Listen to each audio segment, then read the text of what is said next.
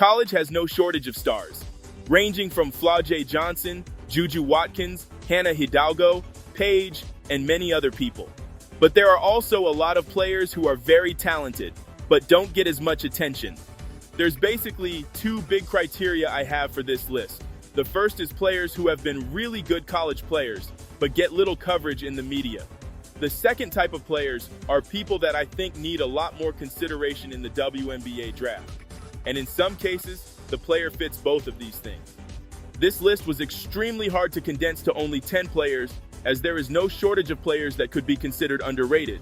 Honorable mentions for this include Harmony Turner, Molly Kaiser, and Sarah Williams. But again, this list could honestly go on forever. Makayla Tipson is quietly a top 5 defender in the country, maybe even top 3. She's averaging 2 steals per game and just under 3 blocks per game. To put this in perspective, the only other players who average at least 2 steals and 2 blocks per game are 2 mid-major players and Juju Watkins. Makayla Tipson doesn't just block the ball. She spikes it with a level of ferocity that makes the defender think twice before going back inside. But she's more than an elite defender. She's a very capable scorer and rebounder as well. She's averaging 18 points and 11 rebounds while going an efficient 55% from the field. Makayla Tipson needs a lot more draft consideration. She isn't the tallest post player in the world, but her long wingspan and athleticism make up for it.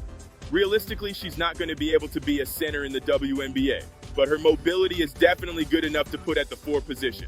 I think if a team decides to draft her, she'll prove to be a steal. I touched on this in my previous video, but Liatu King is the X factor for Notre Dame. It always felt like Notre Dame was missing something. I think Liatu is that missing piece. Notre Dame has always had a dominant backcourt, but outside of Maddie Westbeld, the front court play during Neil Ivey's tenure has been mediocre at best. That's not the case with King. She might only be 6 feet tall, but her toughness and motor allows her to have the effectiveness of a player that's 6'5". She is relentless on the boards, is an amazing rim runner, crafty at scoring inside the paint, and is a sneaky good defender. Right now, she's averaging 13 points, 11.5 rebounds, while shooting a very efficient 58% from the field. Hidalgo must have rubbed off on her, because King is averaging a career-high 2.5 steals per game. Hidalgo and King are the perfect example of how skill matters more than height.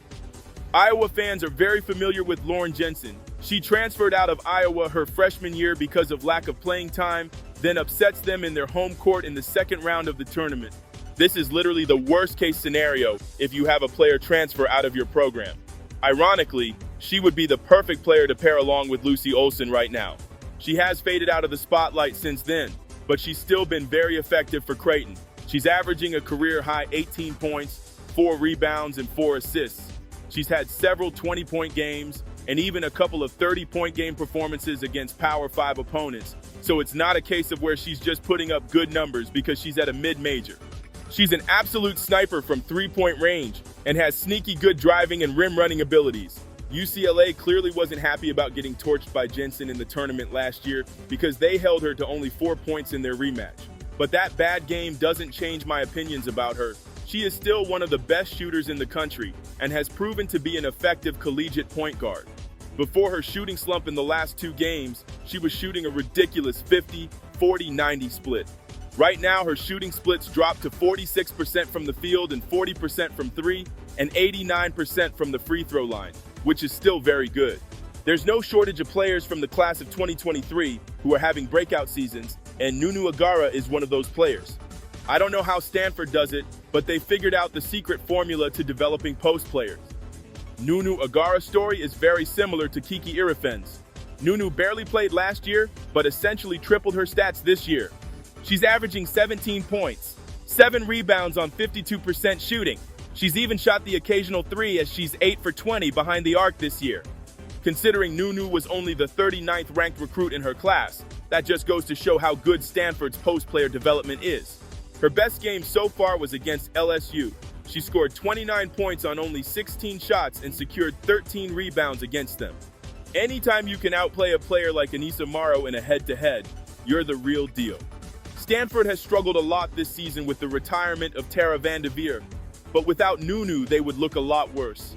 I'm very interested to see if Nunu stays at Stanford to develop her game and be the focal point of an offense, or if she'll get tempted like Irifan to join a more competitive basketball team. You could make a legitimate argument that every single player on Iowa is underrated. They were projected to have a massive fall-off without Caitlin and Kate Martin, but that obviously did not happen. Sure, they aren't a title contender, but they are still very good and will be dangerous in the Big Ten. There's some players that made some questionable transfer decisions, but Lucy going to Iowa is the perfect fit for both parties. Lucy Olsen has become a better basketball player because Jensen is teaching her how to run the point guard position, while still allowing her to get her shots up. And Iowa as a team benefits from having a scorer like Lucy that frees up opportunities for everyone else. Lucy Olsen is a mid-range assassin. She can make pull-up mid-ranges, cross over into them, and has a very good fadeaway shot. She's also great at driving to the basket and is great at moving off the ball. Her turnovers and three-point shot could be better, but she's still bringing a lot to the table. As long as her play doesn't completely fall off in the Big Ten, I think a WNBA team shocks people and takes her in the first round. There's a couple of class of 2020 players still running around, and one of them is Maya McDermott. You don't typically see seniors, especially fifth-year seniors, have a massive breakout season, but Maya McDermott is doing just that. She's averaging a career-high 22 points per game and 5 assists per game. She's shooting 48% from the field and 43% from three, which is very impressive considering the difficult shots she's taking. She takes a lot of shots from tough angles and hits them with ease. She shoots a lot of deep threes and shots off the dribble. Her most impressive trait to me is her ability to elevate against better competition. Usually mid-major players struggle against Power 5 opponents, but with Maya it's the opposite. She scored 29 points against Auburn. She dropped 37 points on Iowa State, which resulted in an upset victory. And most recently, she dropped 30 points against Iowa, which proved to be a very tight ball game. She's without a doubt the second best player under 5'7", only behind Hannah Hidalgo.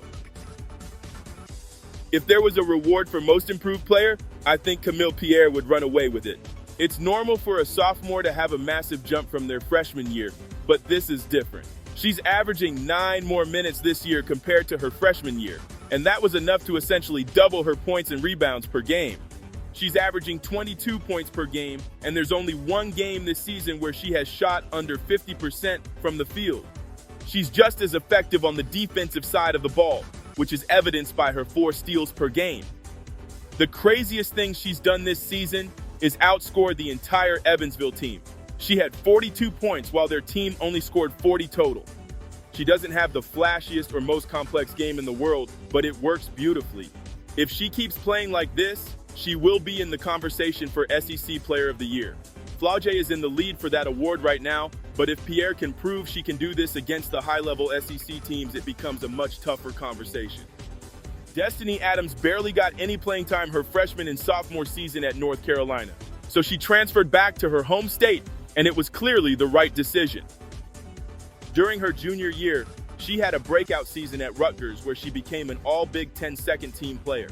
And her senior season has been her best so far. She's averaging 19 points and 10 rebounds.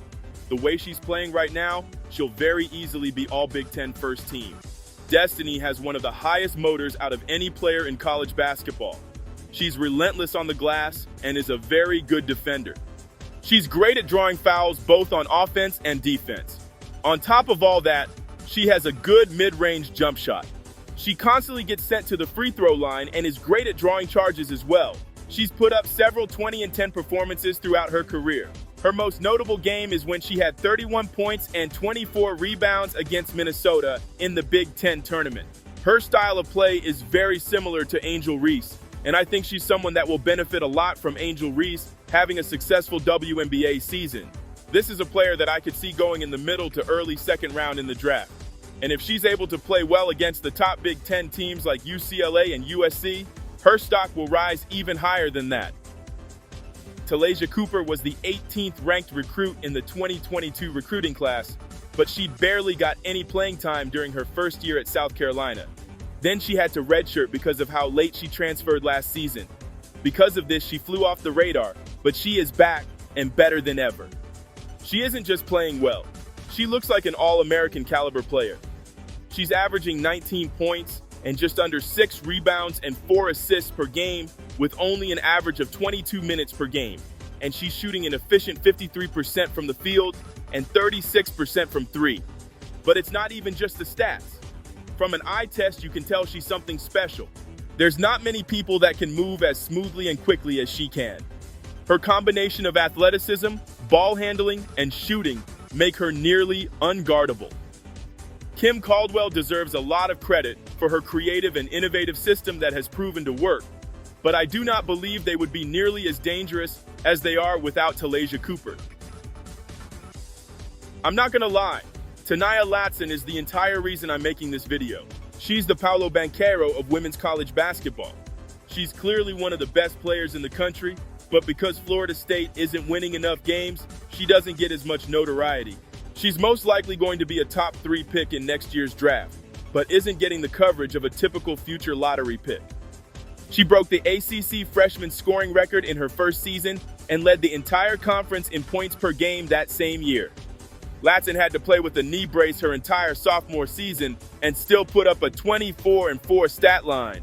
And this year, she's having her best season yet. She's leading the entire country in scoring with 27 points per game with incredible 50% efficiency. She put up All-American level numbers both her freshman and sophomore year, but didn't make the list because Florida State didn't win enough games.